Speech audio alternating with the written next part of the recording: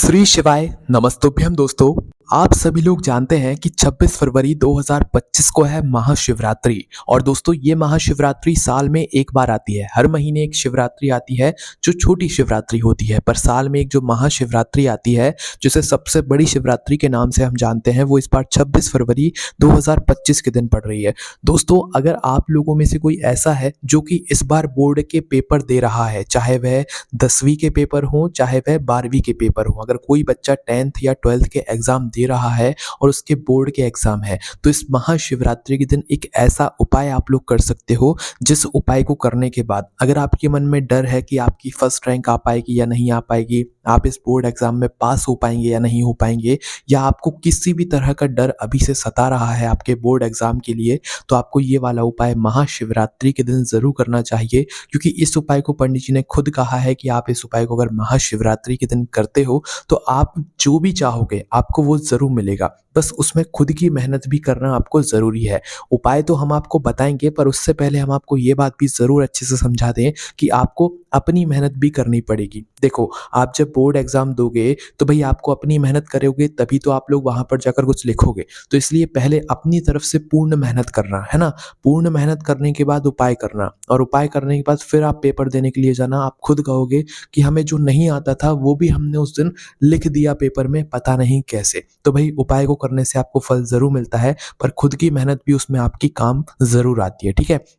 और जिन्होंने कम भी पढ़ा हुआ हो ना, तो भाई वो लोग भी ज़रूर उपाय करना, क्योंकि कम पढ़े हुए अगर उपाय को कर लेंगे तो भाई उन्हें वो चीज़ें भी मतलब उस समय याद आ जाएंगी जो उन्होंने पढ़ी ही नहीं होंगी, है ना। पर याद रखना, मेहनत खुद की ज़रूर करना, खुद की तरफ से पढ़कर ज़रूर जाना। आप बोर्ड एग्जाम में वो अंक प्राप्त करोगे जिसकी आपने कल्पना भी नहीं करी हुई होगी। और जो फर्स्ट रैंक लाना चाहते होंगे भाई वो लोग तो उपाय ज़रूर करें, भगवान उनकी ज़रूर मदद करेंगे, ठीक है। तो दोस्तों ये वाला जो उपाय है ये थोड़ा सा समझने वाला उपाय है, इसलिए ध्यान से समझिएगा। ये उपाय आपको ज़्यादा सुनने के लिए नहीं मिलेगा, क्योंकि ये उपाय बहुत ही बड़ा उपाय है और काम करता है ये वाला उपाय, है ना।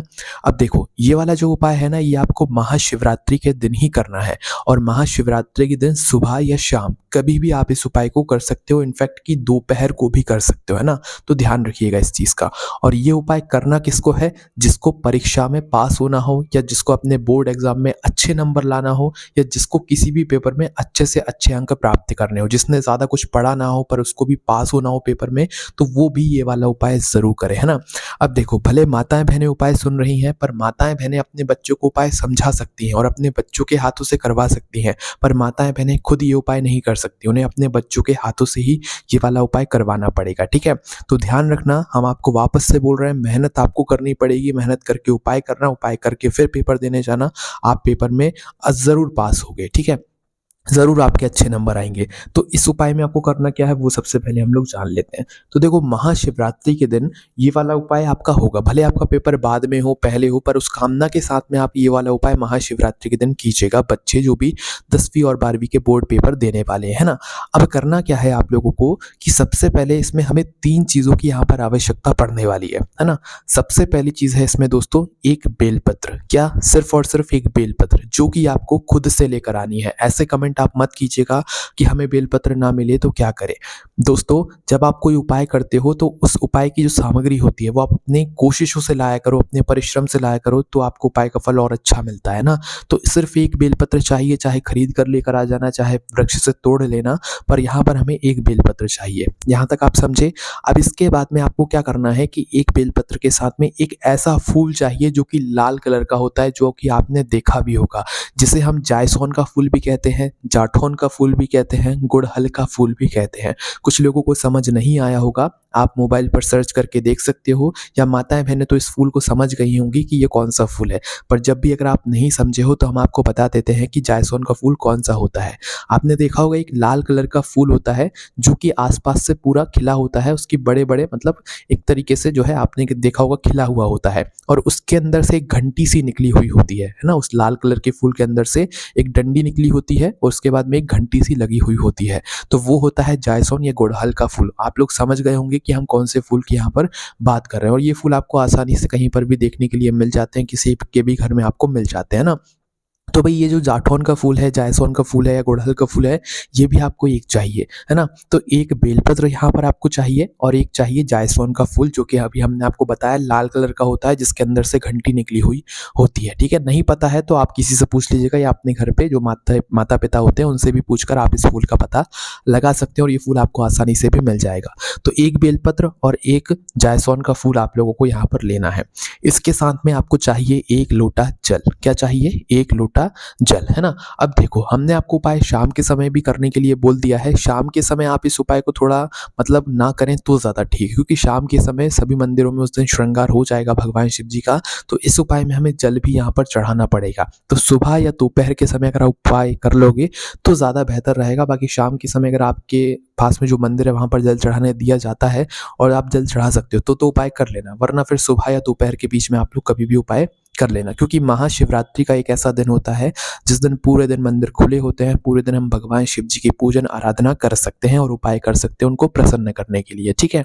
तो क्या करना है आपको, एक बेलपत्र आपने ली, एक आपने जायसौन का फूल लिया या गुड़हल का जो फूल है वो लिया, है ना? और साथ में 1 लोटा जल भी आपको ज़रूर रखना है ना? अब जो बच्चा उपाय कर रहा है उस बच्चे को अपने हाथों से ये सामग्री लेकर जाना है अपने ही घर के पास में जो शिव जी का मंदिर हो वहाँ पर, है ना? भले आप माताएं बहनें अपने बच्चे के साथ में जाना चाहें उपाय को करवाने के लिए तो जा सकती हैं, पर बच्चे को अपने हाथों से उपाय करने दीजिएगा, आपको अपना हाथ नहीं लगाना है, ठीक है? क्योंकि बच्चे को ही पेपर देना है, बच्चे को ही बोर्ड एग्जाम देना है, तो उसको अपने हाथों से उपाय करने दीजिएगा।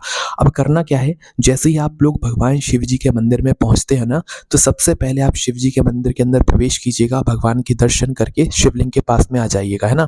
अब शिवलिंग के पास में आने के बाद आपको क्या करना है कि सबसे पहले शिव जी की शिवलिंग के ऊपर अपने बच्चे के हाथों से 1 लोटा जल चढ़वाना है। उससे बोलिएगा कि वो अपने दोनों हाथों को लोटे से लगाकर शिव जी के ऊपर 1 लोटा जल चढ़ाए, है ना? अपने बच्चे के हाथ से ही 1 लोटा जल दीजिएगा। आप अगर अलग से चढ़ाना चाहते हो तो आप 1 लोटा अलग से लेकर आइएगा, माताएं-बहनें अगर साथ में जा रही हैं तो, है ना?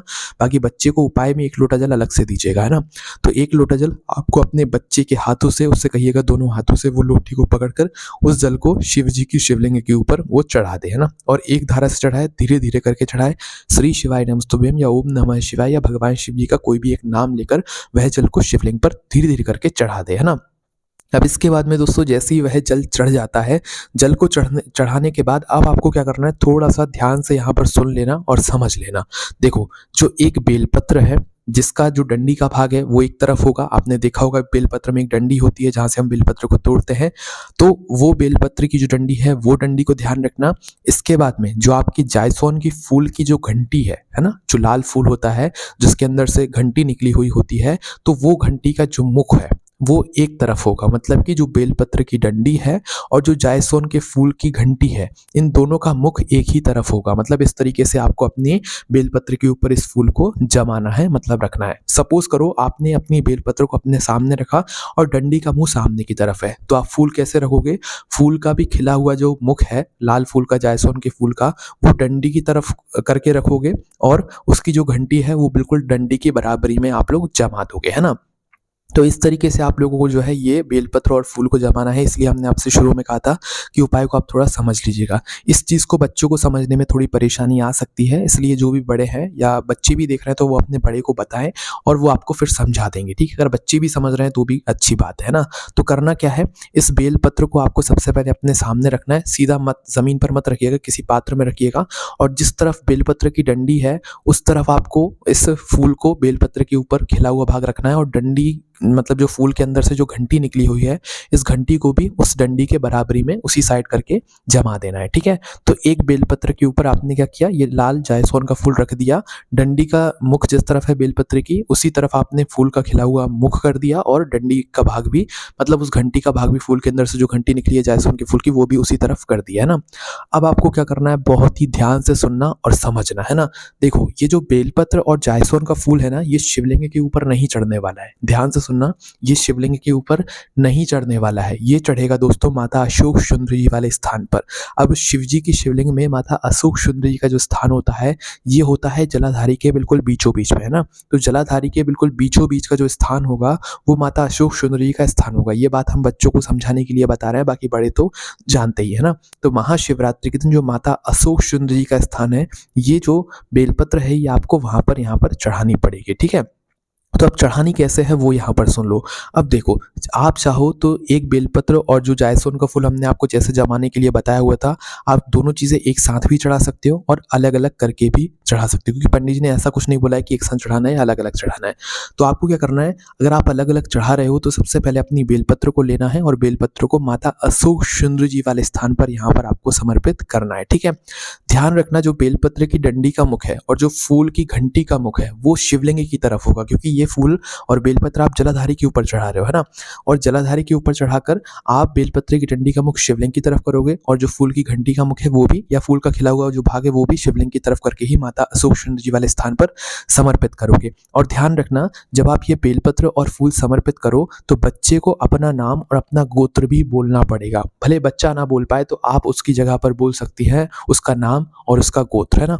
उसका नाम और उसका गोत्र बोलकर अपनी मनोकामना उस बच्चे से बोल दीजिएगा, वो मन ही मन कर ले, अपनी परीक्षा में पास होने के लिए, अपनी परीक्षा में फर्स्ट रैंक पाने के लिए, अपनी परीक्षा में अच्छे नंबर पाने के लिए भगवान से आशीर्वाद प्राप्त कर ले। वो भगवान शिव जी से ऐसी प्रार्थना करे कि वो परीक्षा में कुछ भी ना भूले, उसको सारे प्रश्नों के जो जवाब है वो अच्छे से वहाँ पर आ जाए और वो अच्छे से लिख दे, सही समय पर वो पूरे पेपर का जो है यहाँ पर आंसर शीट भर दे। ऐसी उस बच्चे को अपने बोर्ड एग्जाम के लिए भगवान से प्रार्थना करनी है। कब? जब वह बेलपत्र और फूल को माता अशोक सुंदर जी वाले स्थान पर चढ़ा रहा हो, अपना नाम और अपना गोत्र बोलने के बाद में उसे अपनी मनोकामना यहाँ पर बोलनी है। तो ऐसा दोस्तों ये वाला उपाय है, और हम आपसे कहेंगे कि आप उस बेलपत्र को और जो गुड़हल का फूल है या जायसोन का फूल है उसे आप एक साथ ही चढ़ाइएगा, जैसे हमने आपको उसे जमाने के लिए बताया हुआ था ना, वैसा का वैसा एक साथ ही आप लोग उसे माता अशोक सुंदर जी वाले स्थान पर चढ़ा दीजिएगा। बस ध्यान रखिएगा कि बेलपत्र की डंडी का मुख और फूल की घंटी का मुख शिवलिंग की तरफ होना चाहिए जब आप उस इन दोनों चीज़ों को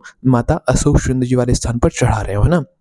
इसके बाद में दोस्तों आपको आपको अपने बच्चे से वहीं पर बोलना है कि वहीं पर शिवलिंग के पास में बैठ जाए।